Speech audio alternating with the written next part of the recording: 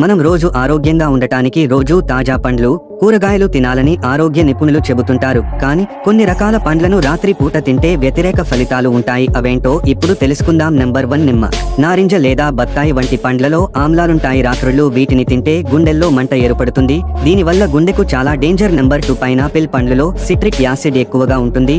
దీన్ని రాత్రి తినడం వల్ల కడుపులో యాసిడ్ స్థాయిలు పెరుగుతాయి. దీనివల్ల కడుపు నొప్పి వస్తుంది. నెంబర్ 3 పుచ్చ, చకాయలో వాటర్ కంటెంట్ ఎక్కువగా ఉంటుంది. రాత్రి తింటే తరచూ మూత్ర విసర్జనకు వెళ్లాల్సి వస్తుంది. నెంబర్ 4 మామిడి పండ్లను రాత్రి తింటే చక్కెర స్థాయిలు పెరిగే అవకాశాలు ఉంటాయి. దీని షుగర్ వ్యాధి తినకుండా ఉండడం మేలు.